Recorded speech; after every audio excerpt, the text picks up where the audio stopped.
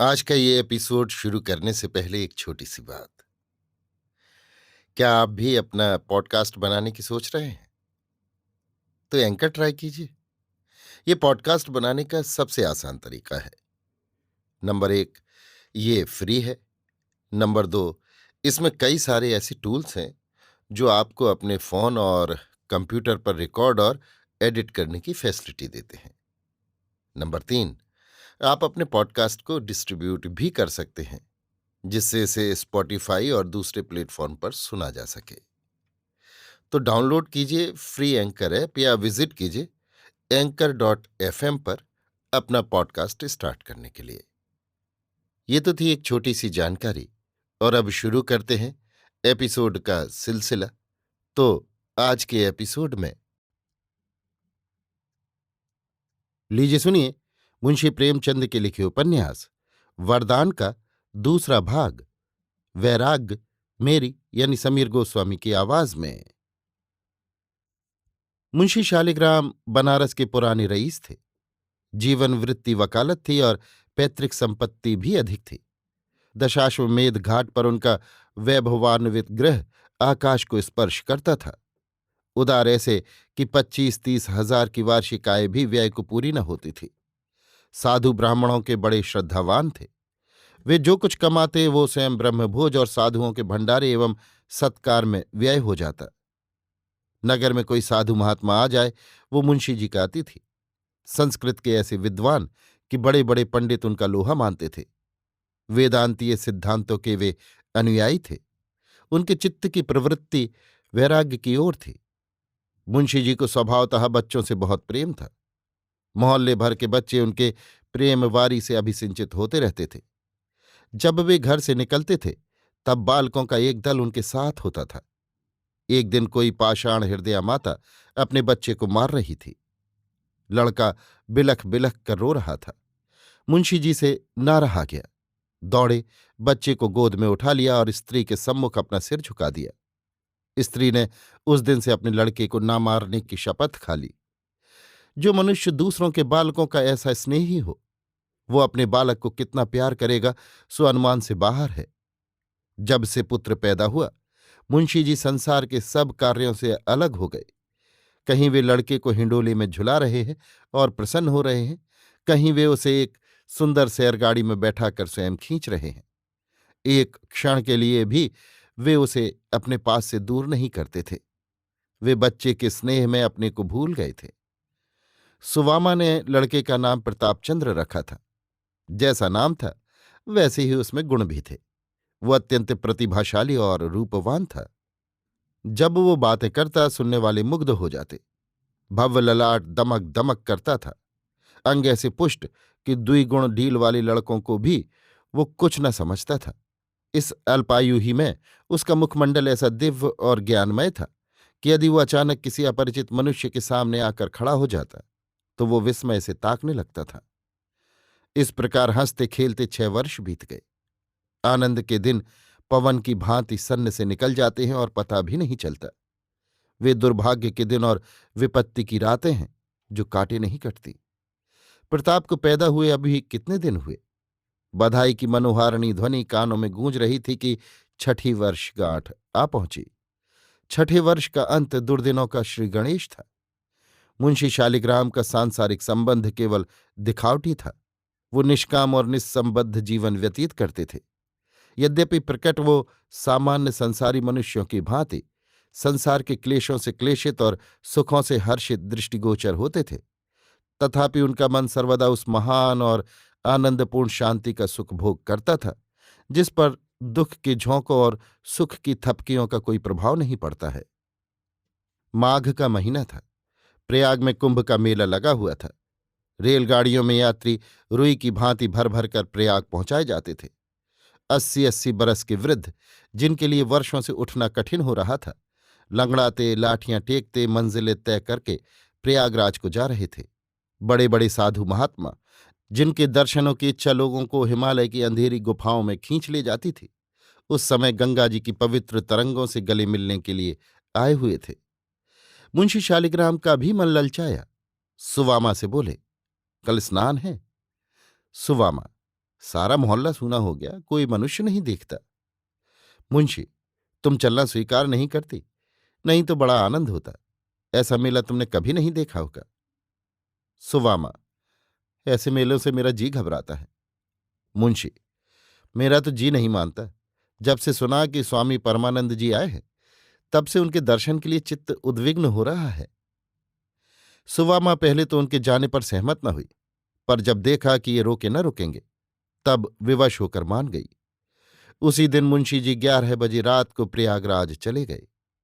चलते समय उन्होंने प्रताप के मुख का चुंबन किया और स्त्री को प्रेम से गले लगा लिया। सुवामा ने उस समय देखा कि उनके नेत्र सजल हैं। उसका कलेजा धक से हो गया। जैसे चैत्र मास में काली काली घटाओं को देखकर कृषक का हृदय कांपने लगता है, उसी भांति मुंशी जी के नेत्रों को अश्रुपूर्ण देखकर सुवामा कंपित हुई। अश्रु की वे बूंदें वैराग और त्याग का अगाध समुद्र थीं। देखने में वे जैसे नन्हे जल के कण थीं, पर थीं वे कितनी गंभीर और विस्तीर्ण। उधर मुंशी जी घर से बाहर निकले और इधर सुवामा ने एक ठंडी श्वास ली। किसी ने उसके हृदय में कहा कि अब तुझे अपने पति के दर्शन न होंगे। एक दिन बीता, 2 दिन बीते, चौथा दिन आया और गत हो गया। यहां तक कि पूरा सप्ताह बीत गया, पर मुंशी जी न आए। तब तो सुवामा को आकुलता होने लगी। तार दिए आदमी दौड़ाए, पर कुछ पता न चला। दूसरा सप्ताह भी इसी प्रयत्न में समाप्त हो गया। मुंशी जी के लौटने की जो कुछ आशा शेष थी, वो सब मिट्टी में मिल गई। मुंशी जी का अदृश्य होना उनके कुटुंब मात्र के लिए ही नहीं, वरन सारे नगर के लिए एक शोकपूर्ण घटना थी। हाटों में, दुकानों पर, अठाइयों में, अर्थात चारों ओर यही वार्तालाप होता था। जो सुनता वही शोक करता, क्या धनी क्या निर्धन। ये शोक सबको था। उनके कारण चारों ओर उत्साह फैला रहता था। अब एक उदासी छा गई। जिन गलियों से वे बालकों का झुंड लेकर निकलते थे, वहां अब धूल उड़ रही थी। बच्चे बराबर उनके पास आने के लिए रोते और हठ करते थे। उन बेचारों को ये सुध कहाँ थी कि अब प्रमोद सभा भंग हो गई है। उनकी माताएं आंचल से मुख ढांप ढांप कर रोतीं, मानो उनका सगा प्रेमी मर गया है। वैसे तो मुंशी जी के गुप्त हो जाने का रोना सभी रोते थे, परंतु सबसे गाढ़े आंसू उन आढ़तियों और महाजनों के नेत्रों से गिरते थे, जिनके लेन देन का लेखा अभी नहीं हुआ था। उन्होंने 10-12 दिन जैसे तैसे करके काटे। पश्चात एक एक करके लेखा के पत्र दिखाने लगे। किसी ब्रह्मभोज में 200 रुपये का घी आया है और मूल्य नहीं दिया गया। कहीं से 200 का मैदा आया हुआ है। बजाज का सहस्त्रों का लेखा है। मंदिर बनवाते समय एक महाजन से 20 सहस्त्र ऋण लिया गया था, वो अभी वैसे ही पड़ा हुआ है। लेखा की तो ये दशा थी। सामग्री की ये दशा कि एक उत्तम गृह और तत्संबंधिनी सामग्रियों के अतिरिक्त कोई वस्तु न थी जिससे कोई बड़ी रकम खड़ी हो सके। भूसंपत्ति बेचने के अतिरिक्त अन्य कोई उपाय न था जिससे धन प्राप्त करके ऋण चुकाया जाए। बेचारी सुवामा सिर नीचा किए हुए चटाई पर बैठी हुई थी और प्रतापचंद्र अपने लकड़ी के घोड़े पर सवार आंगन में टक टक कर रहा था कि पंडित मोतीराम शास्त्री, जो कुल के पुरोहित थे, मुस्कुराते हुए भीतर आए। उन्हें प्रसन्न देखकर निराश सुवामा चौंक कर उठ बैठी कि शायद ये कोई शुभ समाचार लाए हैं। उनके लिए आसन बिछा दिया और आशा भरी दृष्टि से देखने लगी। पंडित जी आसन पर बैठे और सूंघनी सूंघते हुए बोले, तुमने महाजनों का लेखा देखा? सुवामा ने निराशापूर्ण शब्दों में कहा, हां, देखा तो। मोटेराम, रकम बड़ी गहरी है। मुंशी जी ने आगा पीछा कुछ न सोचा, अपने यहां कुछ हिसाब किताब न रखा। सुवामा, हाँ, अब तो ये रकम गहरी है, नहीं तो इतने इतने रुपए क्या एक एक भोज में उठ गए। मोटेराम, सब दिन समान नहीं बीतते। सुवामा, अब तो जो ईश्वर करेगा सो होगा, मैं क्या कर सकती हूं। मोटेराम, हाँ, ईश्वर की इच्छा तो मूल ही है, मगर तुमने भी कुछ सोचा है? सुवामा, हाँ, गांव बेच डालूंगी।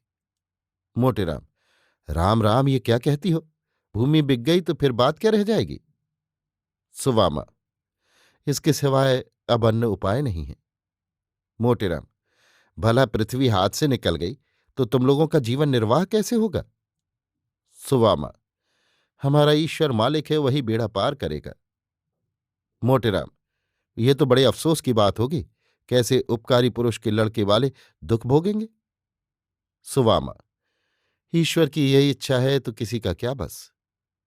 मोटेराम, भला मैं एक युक्ति बता दूं कि सांप भी मर जाए और लाठी भी न टूटे।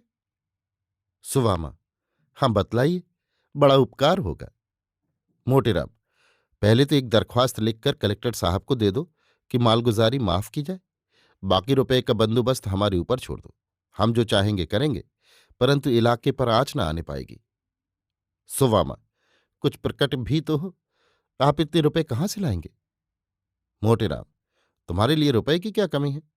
मुंशी जी के नाम पर बिना लिखा पढ़ी के 50,000 रुपये का बंदोबस्त हो जाना कोई बड़ी बात नहीं है। सच तो यह है कि रुपया रखा हुआ है, तुम्हारे मुंह से हाँ निकलने की देर है।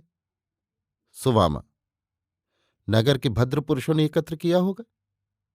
मोटेराम, हाँ, बात की बात में रुपया एकत्र हो गया। साहब का इशारा बहुत था। सुवामा, कर मुक्ति के लिए प्रार्थना पत्र मुझसे ना लिखवाया जाएगा, और ना मैं अपने स्वामी के नाम पर ऋण ही लेना चाहती हूं।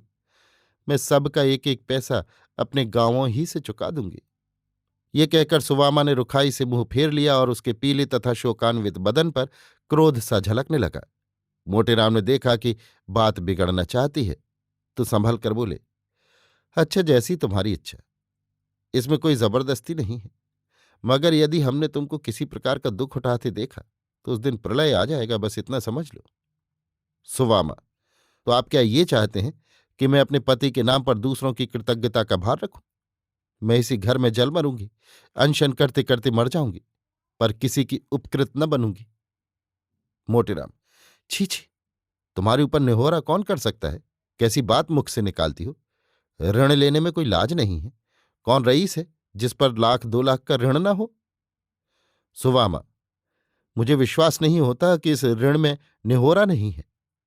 मोटेराम, सुवामा, तुम्हारी बुद्धि कहाँ गई। भले तुम सब प्रकार के दुख उठा लोगी, पर क्या तुम्हें इस बालक पर दया नहीं आती। मोटेराम की ये चोट बहुत कड़ी लगी। सुवामा सजल नयना हो गई। उसने पुत्र की ओर करुणा भरी दृष्टि से देखा। इस बच्चे के लिए मैंने कौन कौन सी तपस्या नहीं की। क्या उसके भाग्य में दुख ही बदा है। जो अमूला जलवायु के प्रखर झोंकों से बचाया जाता था, जिस पर सूर्य की प्रचंड किरणें ना पड़ने पाती थीं, जो स्नेह सुधा से अभिसिंचित रहता था, क्या वो आज इस जलती हुई धूप और इस आग की लपट में मुरझाएगा। सुवामा कई मिनट तक किसी चिंता में बैठी रही। मोटेराम मन ही मन प्रसन्न हो रहे थे कि अब सफलीभूत हुआ। इतने में सुबामा ने सिर उठाकर कहा, जिसके पिता ने लाखों को जिलाया खिलाया, वो दूसरों का आश्रित नहीं बन सकता। यदि पिता का धर्म उसका सहायक होगा तो वो स्वयं 10 को खिलाकर खाएगा। लड़के को बुलाते हुए, बेटा, तनिक यहां आओ। कल से तुम्हारी मिठाई, दूध, घी सब बंद हो जाएंगे, रोगे तो नहीं। ये कहकर उसने बेटे को प्यार से गोद में बैठा लिया और उसके गुलाबी गालों का पसीना पोंछकर चुंबन कर लिया। प्रताप ने कहा, क्या कहा। कल से मिठाई बंद होगी। क्यों, क्या हलवाई की दुकान पर मिठाई नहीं है। सुवामा, मिठाई तो है, पर उसका रुपया कौन देगा। प्रताप, हम बड़े होंगे तो उसको बहुत सा रुपया देंगे। चल टक टक, देख मां कैसा तेज घोड़ा है। सुवामा की आंखों में फिर जल भर आया। हा हंत, इस सौंदर्य और सुकुमारता की मूर्ति पर अभी से दरिद्रता की आपत्तियां आ जाएंगी। नहीं नहीं, मैं स्वयं सब भोग लूंगी, परंतु अपने प्राण प्यारे बच्चे के ऊपर आपत्ति की परछाई तक न आने दूंगी। माता तो ये सोच रही थी, और प्रताप अपने हठी और मुंहजोर घोड़े पर चढ़ने में पूर्ण शक्ति से लीन हो रहा था। बच्चे मन के राजा होते हैं। अभिप्राय ये कि मोटेराम ने बहुत जाल फैलाया, विविध प्रकार का वाक् चातुर्य दिखलाया, परंतु सुवामा ने एक बार नहीं करके हाँ न की। उसकी इस आत्मरक्षा का समाचार जिसने सुना, धन्य धन्य कहा। लोगों के हृदय में उसकी प्रतिष्ठा दूनी हो गई। उसने वही किया जो ऐसे संतोषपूर्ण और उदार हृदय मनुष्य की स्त्री को करना उचित था। इसके 15वें दिन इलाका नीलाम पर चढ़ा। 50,000 रुपये प्राप्त हुए। कुल ऋण चुका दिया गया। घर का अनावश्यक सामान बेच दिया गया। मकान में भी सुवामा ने भीतर से ऊंची ऊंची दीवारें खिंचवाकर दो अलग अलग खंड कर दिए। एक में आप रहने लगी और दूसरा भाड़े पर उठा दिया। अभी आप सुन रहे थे मुंशी प्रेमचंद के लिखे उपन्यास वरदान का दूसरा भाग, वैराग्य, मेरी यानी समीर गोस्वामी की आवाज में।